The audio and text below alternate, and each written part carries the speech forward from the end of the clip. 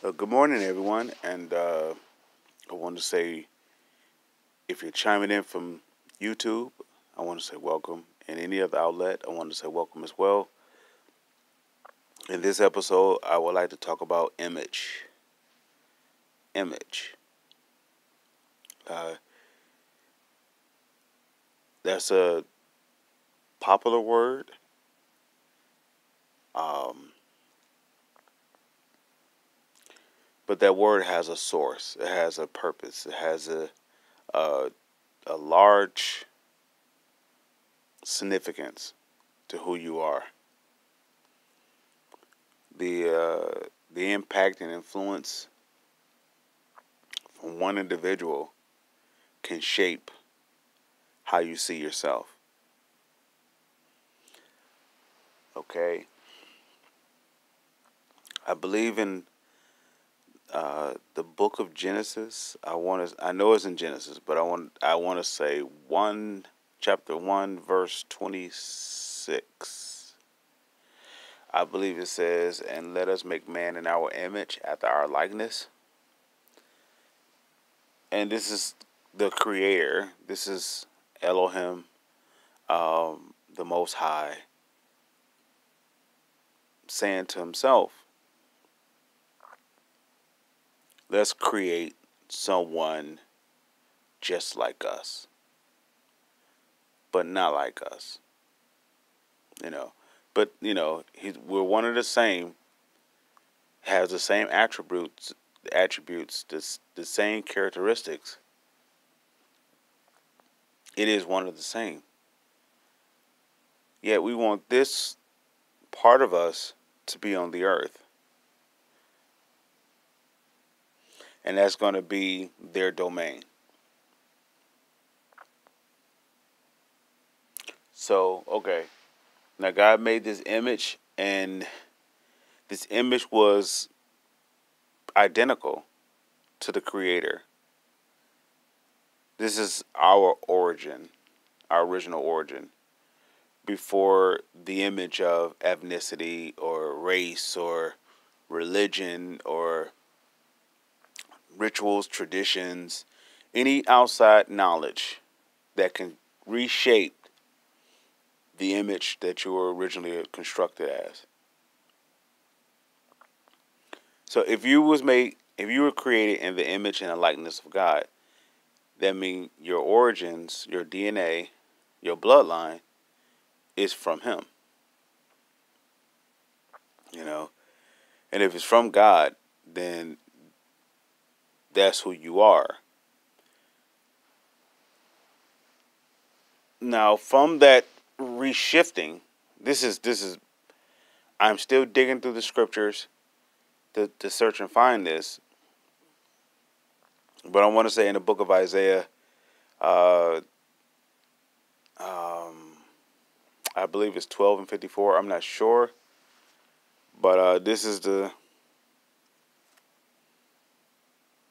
enemy, Satan, who was formerly known as Lucifer, and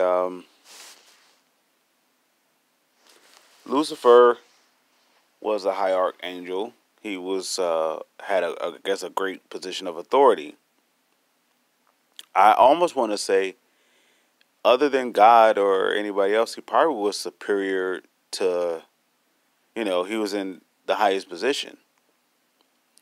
And I believe that he desired more of himself. He was so beyond humility that he feared versus loved.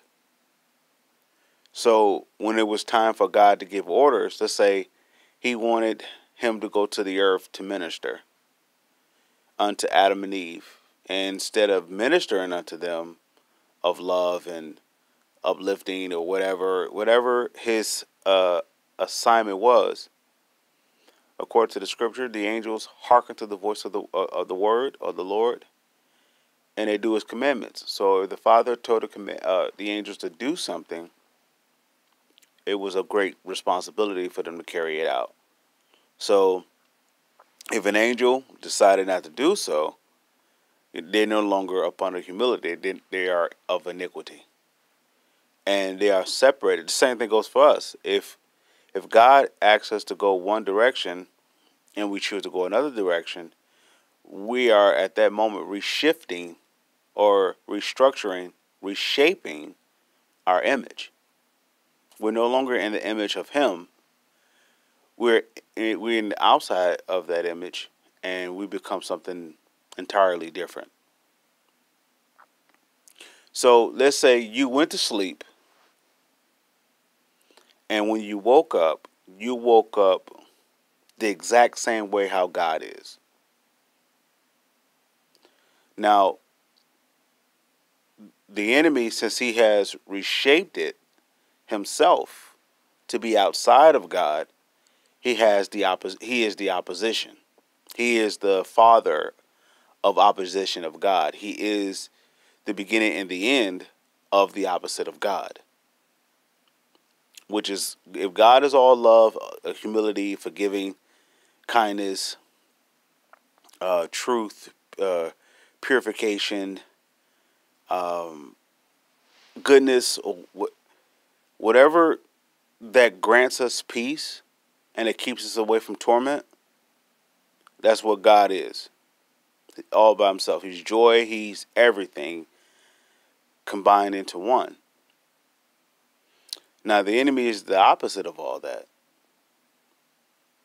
So this is the image of the enemy, and he saw something that God created, which was on the earth, Adam and Eve. Now, at this time, Adam and Eve had no knowledge of that they were flesh. They had no knowledge that they had imperfections. They had no knowledge that they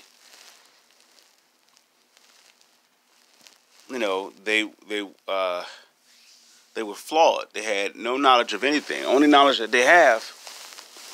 Oh, I want to also say they had no knowledge that they were incomplete at all. The only knowledge they had is what is of love, of joy, truth, purity, kindness, patience, of course. We had all the attributes of God, so that's all we knew. So now here comes the opposition. The opposition can't beat God. You can't destroy what's good. You can't. You can only, if you're the opposite of good, you only can hope that good walks away from being good. Since God is God is whole, he's not going to walk away from himself.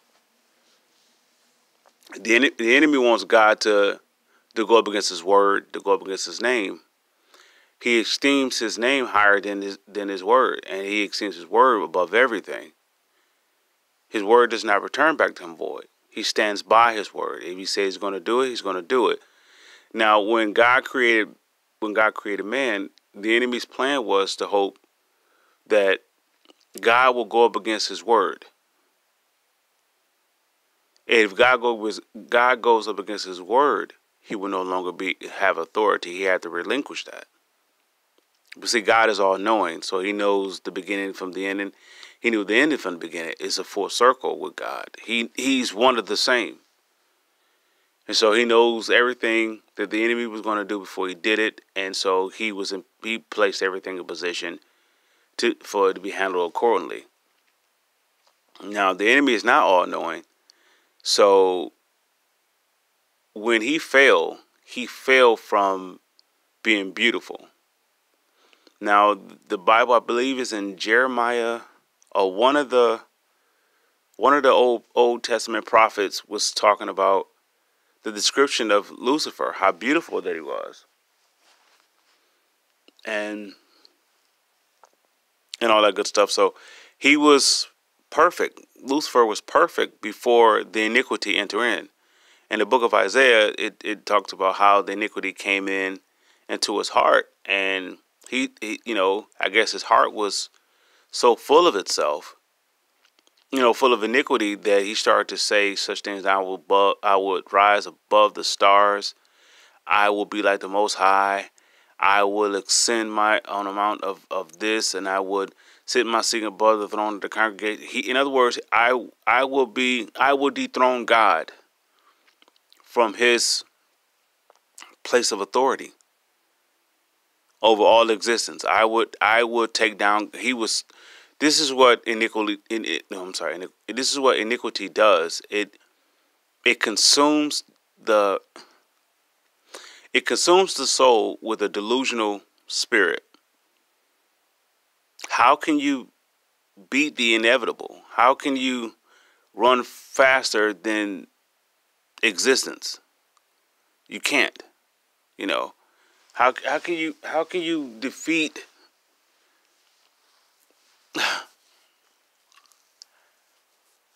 the very creator? The very creator. How can you beat the creator of everything, that knows everything, that he's everywhere, at every place, at every time? How can you beat that? You have to be delusional. So the plan is for hope that the unbeatable or unstoppable can stop itself or defeat itself. So anyway, so so Lucifer has this, well, he at this point he's fallen and he's turned to Satan, because Lucifer was beautiful and now he's no longer beautiful because he's covered in iniquity. The same thing goes for us. If we was born again, we're a child of God, and when we're not born again, we're not a child of God. We're bastards. We're servants. So anyway, now if the enemy is full of, if Satan is full of iniquity, that's all he's going to know. That's all he's going to be. That's all who he is. Because there's no redemption for him like it is for us. If we can see ourselves walking in evil, or we can see ourselves at any point recognize that, hey, we're not good, we're not happy, we're not of peace, the Father made a way for us to have that resolved. There is none of that for Lucifer. There was none of that. Once he did what he did, it was done. It was done. So now he's walking around with this inside of him. So whatever that he says or whatever that he do is going to be just that. So now he's in the garden, which his original assignment was to minister unto Adam and Eve. Now he's there for other intentions. He has to be who he is. So if you're not in love, you're not in humility, then you're not of truth. You're not of integrity. You have something entirely different. So this is how God looks at us. If you're not with me, you are against me. Because if you're not with me, that means you're not one of the same as me. This is why Jesus says, consider it not robbery to be equal with God. Because if you have the Spirit of God in you, you are one of the same. And if you are one of the same, you are equals. This is the problem that we have in our society about image. And this is what the enemy did. Now, I'm going to come back. I'm going to try to go back to the garden, but I'm going to stop here and go to a point of images in our day right now, that how images plays a factor. If this is how the enemy sets up his kingdom on the earth, through something that who God truly loves, which is us. And the enemy wants to establish himself on the earth through God's people. And we all are God's people. Now, here comes the enemy with the image. This is what he did with Adam and Eve. He fed them an option for them to question themselves. God, when Adam and Eve were made, they were all spirit. There was no interference from the outside. Now, this is the first interaction, maybe. And you don't say this is the first interaction. Yeah, this is the only interaction of the opposite of who God is. Only voice they ever known was God. If it wasn't from God, like his angels and everything else, they spoke from God. They could have had the Spirit of God. So this is the only time that someone actually was speaking against what God was standing for or standing in. So he had them to question themselves. He had them to question themselves in the perspective of they were incomplete. So he says to them, do God not know that the moment that you partake of this tree of the knowledge of the good and evil, that you'll become a God in your own eyes? He had them to question, their completeness. So he had them to feel as though they was missing something. Now, God told them to stay away from this tree because of what God said, the moment that you eat of this tree, you will surely die. And to eat is to think on, to partake. And they saw it, Eve saw it was good to eat, and she partake, and she gave it to Adam. So now the consciousness of being holy and righteous and being one with God is no longer there, because now you're eating of something that's not of God, which is going to be lies, which is going to be torment, which is going anything that's going to strip you away from being peace. Everything that strips us away from peace is actually the opposition of who God is, which is the plan of it, is to take us away from God. Because if we're away from God, then the opposition can have their kingdom. So, okay. All right. Now, this is on the earth. This is the start of it. Now, this is the effects of what happened to Adam then is the effects of what's happened to us now. Now, God is going to restart everything once everything is done, once his word is fulfilled. No man knows that, because no man knows everything about God. Man only knows what God reveals and what God allows. He may have given us authority on the earth, but we're not all knowing. We don't know everything.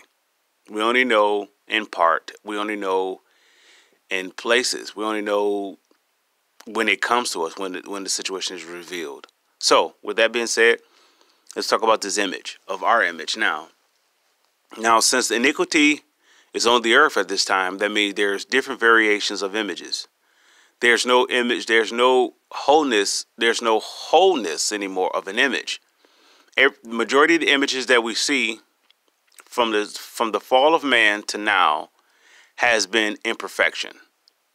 And man is trying to right that ship by putting a stamp on it to make themselves a god. Now, all it does is make you a god in Satan's eyes and not in God's eyes. So now the enemy has an image of how he wants us to be, because that image is going to divide us up. And we would get to a place to compare ourselves from one another. And if we're willing to compare, we're willing to compete. And if we're willing to compete, we're willing to divide. And if we're going to divide, we're going to destroy. And if we destroy, that's the ending of mankind. But see, when God gave us his son, he gave us love. For God so loved the world that he gave us his only son. His son is who he is. This is why people have a problem with it. Like, God doesn't have a son and everything else. Why would he need to give a son? But the world needed to be redeemed from the opposition. If the world was covered in iniquity, which we see, look around you now. Look around in 2019 or 2019, however you want to slice it. Look how there's so much pain around the world, not just in your city or your state or your country or your continent. Look around the world. We have access of technology where you can actually see around the world, and you can see the destruction of mankind. For one reason, there is no love there. Man has the image of fear versus the image of love. Now, the point of the enemy, how he reshaped us in his image was to put us in his iniquity. He tricked us. He tricked us by having us to believe that we're incomplete we're incomplete with God. God is cheating us, or God is misleading us. God is not telling us everything. God doesn't need to tell us everything. But he needs to. God will only. He's so perfect because God will let us in. He will let us know the secret things if we wanted the same as He is. But if we're not, we will take that authority of God and we will use it for evil. Look what we're doing with God's ability now. So imagine if God told us everything. What would we do? We will actually destroy God, because God won't be whole. No, God will be whole, but we would attack God and everything that He stands for, which is the purpose of the last day. Man's heart is going to be turned wax cold. It's going to be away from love. When He returns on the earth, He won't find faith because He will find fear. And you'll find His very creation actually standing against Him. So He has to destroy everything because everything will be so consumed with iniquity. He has to destroy everything because everything that He created wants no parts of Him based upon one deception. This is why, based upon the original iniquity, which is the original sin. This is why Satan, the Antichrist, the false prophet, everything's going to be consumed in the lake of fire. That's why there's going to be a new heaven and new earth, because everything that was made, that is not with God has to be done away with, because there's no redemption for that measure of iniquity. Christ is the redemption for us. What's the redemption for an earth? What's the redemption for plants? What's the redemption for animals? The redemption for us is because God sees Himself within us, and He's so merciful to give us the opportunity by His Son to redeem us. Now, a person would say that's religious talk, etc. I get where you're coming from, but that's, from your perspective, is actually the enemy talking. That's the Antichrist talking. That's the spirit of the Antichrist. Is to throw down anything that will unite. I want to say unite us and bring us back oneness with God and love. That means we will walk with love and forgiveness with everyone, and we will walk in humility. Now, the reshaping of that image is what if the people of God are the light of the world, then they will shine from the inside out. And only one way you can shine in the world of darkness is through love. It's through humility. It's through forgiveness. It's through truth. It's through purity, righteousness, holiness. This is the only way we can shine. And this is how any individual is considered beautiful. Now, this is what Lucifer was. He was beautiful. And the Bible gives him, in the Old Testament, it gives him a description of how beautiful he was. He was like emeralds. He was like jasper. He was like glass.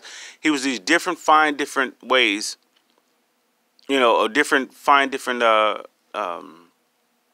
what we would call we call them pieces of jewelry, whatever. But that was the best description that man can offer, that man can understand without being in the spirit of God to see it for themselves. So they had to compare it to something where we can relate to, which was rubies, etc. Because at the time, I think rubies, like emeralds and everything else, was when the time when the Bible was written, the rubies and everything was like high on beauty at that time. It was high on the list of what was considered beautiful, or valuable. So, okay. Now, the enemy is at war with God of reshaping man into His image. And His image, look at the start of the Bible with okay, Adam and Eve did what they did. Now they have children. Now they have Cain and Abel. And look what happens. through this one iniquity of Satan, of Lucifer, and the partaking of that iniquity of Adam and Eve, they produced a child through this iniquity. Now the child or the children are of consciousness of this, because they are under the punishment. Since Adam and Eve disobeyed God, they are up under the punishment of the disobedient. Since they are up under the punishment of disobedience, so they have a child through this knowledge. Now remember, at this time, man is not redeemed. So God still talks to man through their heart, but God is not the only voice that's talking to them now. Now, when God says, "Hey, Cain, love Abel. Just put your arms around him and just love him." There's another voice that tell him, you don't like him. You don't have to be around him. You can kill him. You can get rid of him. Now, this is no knowledge of God. This is the knowledge of iniquity. And this is the tree of the knowledge of the good and evil. This is the tree what God told Adam and Eve to stay away from. But what Satan knew, it was going to open up the soul of mankind for them to see things that they don't have to see. The enemy tricked them of saying okay, you're incomplete without this tree. You're incomplete without this tree. Now, when they partake from that tree, they became incomplete from the tree. They was already complete. So God said, God told them in the garden, "Hey, you can freely eat of everything, even the tree of life, which will fulfill them in every which way," which is who God is. Now, the tree of life came on the earth and is a walking among us now through his spirit, which is Christ. Christ is a spirit just like we are. We're not our body.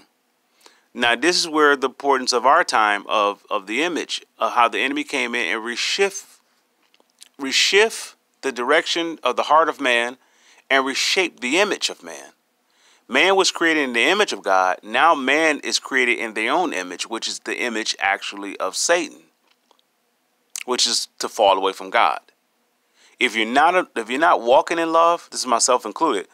If we're not walking in love, we're not walking in righteousness, we're not walking in holiness, we're not walking in love and forgiveness, then we're not walking in the light of God. We're walking in darkness. Now, the enemy came and reshaped the image of man, that we don't need God, that we don't want to be a part of God, that we don't want to be one with God. We could do away from him. And now righteousness and holiness is out the door. This goes from every ethnicity, every race of people, every direction of people, religion of people, whatever,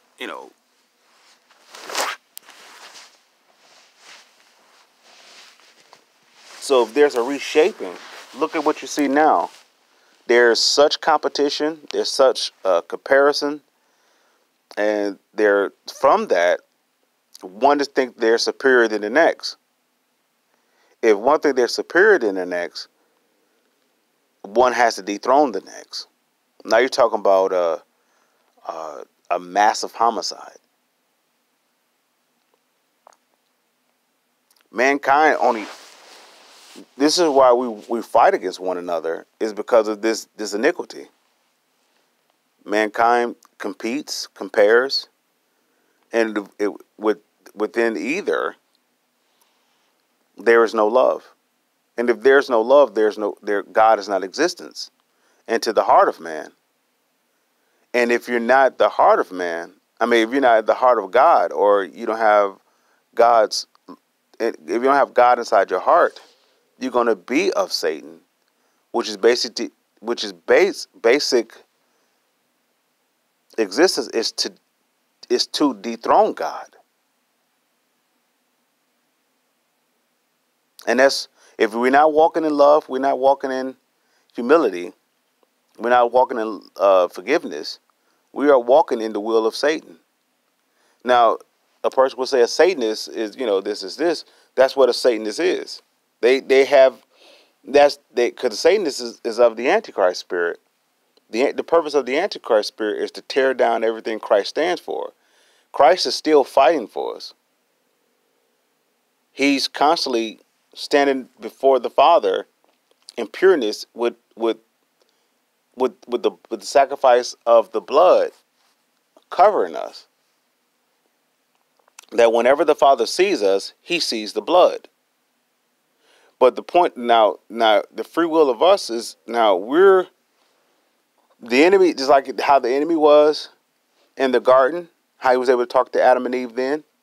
And then the next point of that, which is redemption of man, which is Christ, he tried to say the same thing unto Jesus. Hey, Jesus, well, this is the moment when the Spirit of God led him into the wilderness to be tempted of the enemy. Jesus had to be tempted of the enemy to defeat the enemy of all his reign over the earth.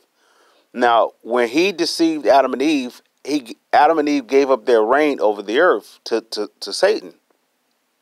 Now, Jesus had to take that reign back. So he had to be tempted of everything,